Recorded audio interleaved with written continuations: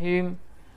जी तो आज जो है वो हम फ़िज़िक्स के एमसीक्यूज़ करने जा रहे हैं, जो कि सेकेंडरी स्कूल टीचर और हेड मास्टर्स और सेंट्रल पब्लिक सर्विस कमीशन के या फेडरल पब्लिक सर्विस कमीशन के जितने भी इम्तहानात हैं उनके लिए जो है वो बहुत इम्पोर्टेंट वीडियो है। और इससे पहले मैं आपको ये बताता चलूँ कि हमने जो है वो अनाउंस किया है कि हम कोर्सेज़ जो है वो दे रहे हैं, और जिसमें जो है वो English, mathematics, bio, chemistry, physics और पाकिस्तान स्टडीज़, इस्लामियात, ये सारे जो है वो उनका मटेरियल दिया जाएगा, और जिसमें जो है वो पास पेपर्स इंक्लूडेड होंगे। और इंग्लिश की अगर बात करूं, जिसमें सिनोनियम, एंटोनियम और one word substitution, idioms, phrases, completion of sentences, prepositions, जो जो जिस तरह से भी सवालात आ रहे होते हैं, एनोलॉजी, जिस तरह से सवालात आ रहे होते हैं वो सारा मटेरियल जो है वो दिया जाएगा। प्लस में जो है वो पास पेपर्स जो सिंपल रिसर्च कमीशन के हैं वो भी दिए जाएंगे, और सीएसएस के भी जो पास्ट 2000 से जो पेपर्स हैं अप टू 2020 या 2023 तक, वो जो है वो भी हम देंगे, चाहे वो जनरल साइंस के सवालात हों, चाहे वो पाकिस्तान अफेयर्स के हों, चाहे वो इंग्लिश के हों, चाहे इस्लामियात के हों, वो भी इंक्लूडेड होंगे। उसके अलावा जो है वो डिफरेंट सोर्सेज से जो है वो हमने कंपाइल किए हुए हैं, वो भी हम इंशाल्लाह देंगे। और मैथमेटिक्स के लिए अगर कोई जो है वो किसी को कन्फ्यूजन है और वो ज्वाइन करना चाह रहा है, तो उसके लिए फिर हम जो है वो सेपरेट क्लासेस, ऑनलाइन क्लासेस जो है वो भी जो है वो शुरू कर रहे हैं। तो जिनको भी जो है वो ये अवेल करना है तो वो जो है वो रब्ता कर सकता है। और दूसरी बात यह है कि आप जो है वो इस नंबर पे मैसेज करें, और हम जो है वो एक व्हाट्सएप का ग्रुप भी बनाने जा रहे हैं, जिसमें जो है वो हम कुछ जो है वो मटेरियल्स भी शेयर करते रहेंगे। चलें जी, तो हम स्टार्ट करते हैं। ये फ़िज़िक्स के सवालात हैं, और जिन्होंने हमारे चैनल को सब्सक्राइब नहीं किया तो काइंडली सब्सक्राइब करें, लाइक करें, शेयर करें और कमेंट करते रहें। चलें आगे चलते हैं हम। तो ये हमारे पास सबसे पहला सवाल है कि when water is electrolysed the hydrogen and oxygen are released in grams, the ratio is. अब देखें, जब हाइड्रोजन और ऑक्सीजन रिलीज़ होंगे तो अब इसका जो रेशो बनेगा वो जैसे H2O होता है कि 2 volumes of hydrogen and 1 volume of oxygen. Simple सीधा साधा सवाल होगा, 2:1, बी ऑप्शन। इसमें बच्चे जो है वो कंफ्यूज इसमें हो जाते हैं कि 1:8 कर देते हैं। वो क्यों करते हैं? वो कहते हैं कि हाइड्रोजन या तो 1 के और जो है वो ऑक्सीजन के जो एटॉमिक नंबर है वो 8 है, तो 1:8 हो जाएगा। या फिर इसी तरह से करते हैं कि एटॉमिक मास जो है उसका 2 है, हाइड्रोजन का, ऑक्सीजन का 16 है, उसका रेशो निकालेंगे 1:8 होगा। लेकिन ये मोल्स या जो है वो वॉल्यूम के अकॉर्डिंगली है, तो 2:1 होगा, B option. Electromagnetic waves carry, तो इलेक्ट्रोमैग्नेटिक वेव्स जो है वो एनर्जी को कैरी कर रही होती हैं।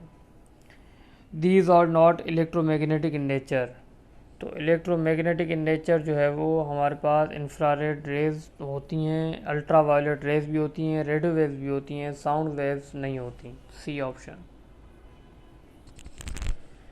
विच have the shortest wavelength, shortest wavelength जो है वो किसकी होती है हमारे पास? वो होती है रेडियो वेव्स की, A option. If the quantity of charge on each of the two bodies doubled the force between them becomes. अब फोर्स जो है वो तो वैसे ही होता है कि 4 टाइम्स इंक्रीज़ हो रहा होता है, ठीक है। अब यहाँ 1/4 है, लेकिन ऑप्शन 4 टाइम्स इंक्रीज़ का नहीं है, लेकिन असल जो है 4 टाइम्स इंक्रीज़ वाला जो है वो ऑप्शन होना चाहिए, और वो सही होगा, ठीक है। उसके बाद है the maximum value of altering current in their direction is known as its, तो उसको हम बोलते हैं peak value, D option. 1 mega ohm resistance is equal to, अब जो है इसमें ऑप्शन जो है वो ये गलत है। इसका ऑप्शन जो होगा वो करेक्ट जो होगा वो है 10⁻6 ओम, ठीक है। 10 पावर जो -6 लिखा होगा, लेकिन -6 नहीं है, ये +6 ओम है, बी ऑप्शन, लेकिन प्लस के साथ होगा, ठीक है। ये इसको आप सही कर लीजिएगा। उसके बाद है हमारे पास if the charge on the plate of a capacitor is doubled the potential difference between its plate will become. तो ये जो है वो हमारे पास क्या होगी, जो है पोटेंशियल डिफरेंस भी जो है इसका डबल हो जाएगा, B option. Electrical power in watts is obtained by the product of. अब देखें पावर का चूँकि फार्मूला होता है power is equal to V I या आई वी, करंट और volt.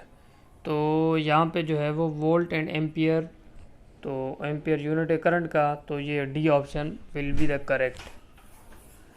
To measure current in a circuit an ammeter is always connected. तो ये जो है हमेशा इसमें पैरेलल में कनेक्ट होता है, तो B option. In an electron microscope electrons are focused by means of. तो ये कर रहे होते हैं इलेक्ट्रोमैग्नेटिक लेंस से, ठीक है ना। तो मैग्नेटिक लेंस जो है वो करेक्ट ऑप्शन होगा D. The atomic number of an atom determine it's. तो ये केमिकल सिंबल होगा इसमें, सी ऑप्शन, बाकी इसको कंफर्म कर लीजिएगा। उसके बाद हमारे पास the neutron was discovered by. तो न्यूट्रॉन जो है वो डिस्कवर किया था चैडविक ने। तो इस तरह के सवाल आ रहे होते हैं, तो इसको आप याद रख लें, चैडविक है ये न्यूट्रॉन डिस्कवर जिसने किया था। उसके बाद हमारे पास cathode rays are. Cathode rays क्या होती हैं हमारे पास, cathode rays are basically the current of electrons, A option.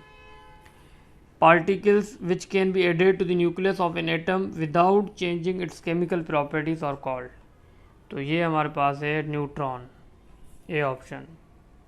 Which of the following electromagnetics has the shortest wavelength। तो shortest wavelength किसकी होती है, वो होती है गामा रेज की, ठीक है ना। shortest wavelength gamma rays. When two proton move toward each other the potential energy of the system। तो पोटेंशियल एनर्जी सिस्टम की जो है वो इंक्रीज होती है, ठीक है ना, जब वो जो है दो प्रोटॉन मूव कर रहे होते हैं टूवर्ड्स ईच अदर।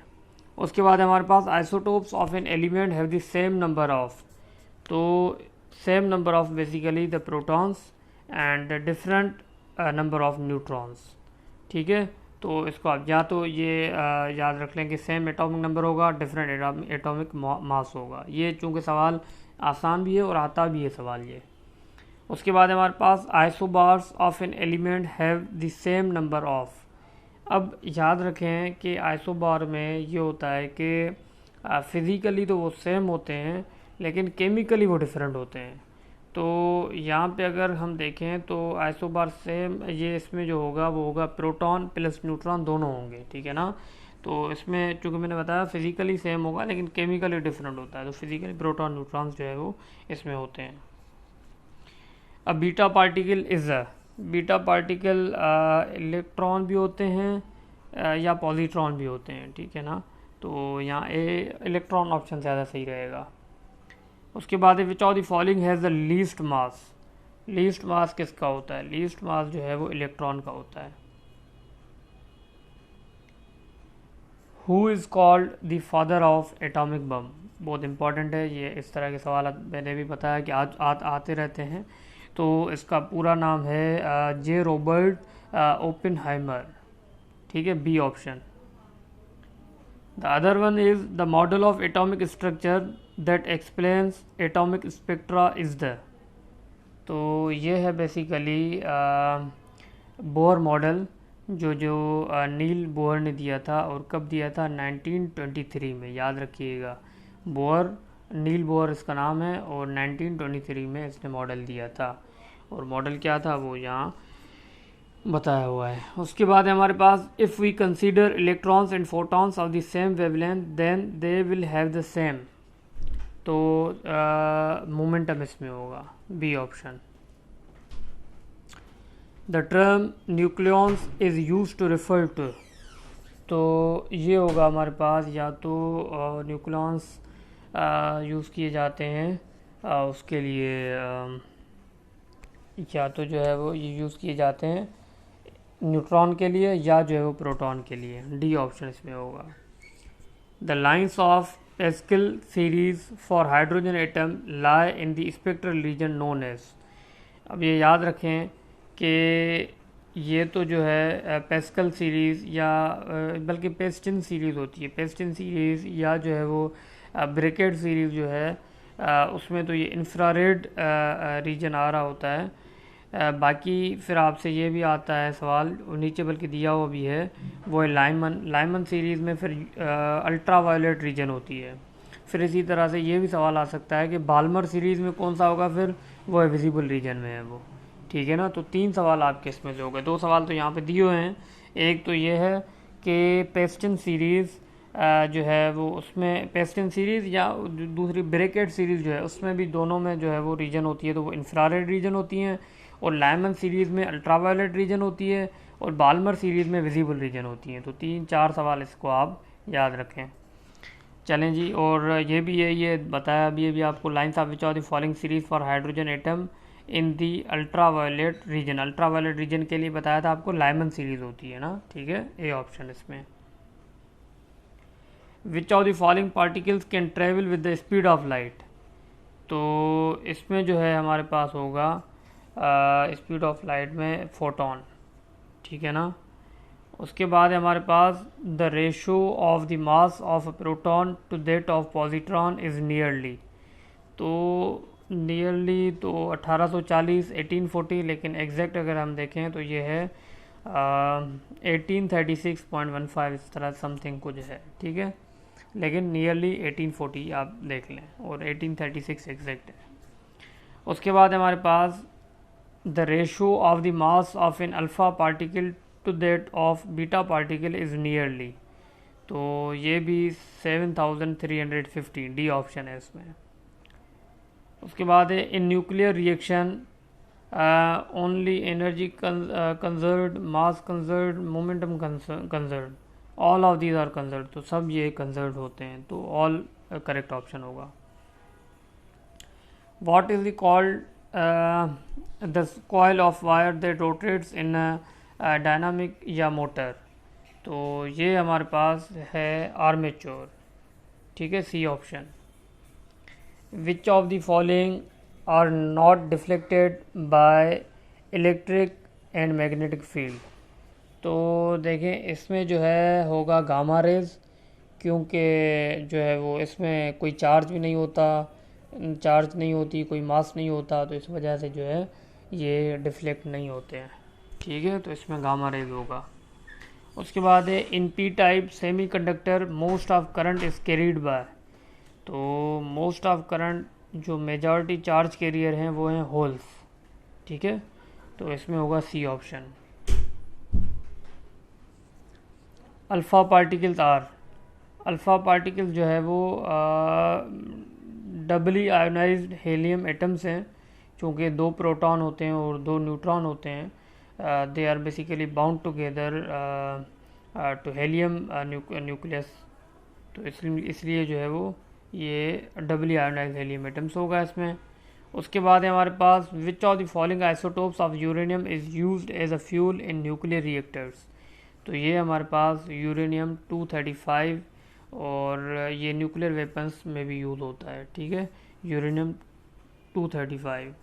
उसके बाद हमारे पास which of the following is used as a coolant in nuclear reactors. तो ये है हमारे पास हैवी वाटर। ज़्यादातर यूएसए में जो होता है वो वाटर होता है कूलेंट न्यूक्लियर रिएक्टर्स में। बाकी भी जो होते हैं वो यही होते हैं, जो हैवी वाटर हो गया, एयर हो गया, कार्बन डाइऑक्साइड हो गया, लिक्विड सोडियम हो गया, ये भी होते हैं, ठीक है। उसके बाद हमारे पास boron rods are used in nuclear reactor to. तो ये बेसिकली एब्जॉर्ब कर रहे होते हैं न्यूट्रॉन को, ठीक है ना, न्यूट्रॉन को एब्जॉर्ब कर रहे होते हैं।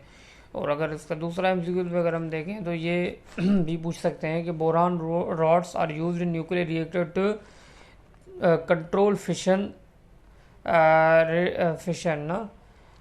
फिशन रिएक्शन को जो है वो कंट्रोल कर रहे होते हैं, ठीक है।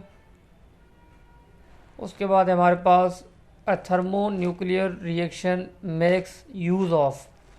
तो ये है हमारे पास nuclear fusion of 2 light atomic nuclei.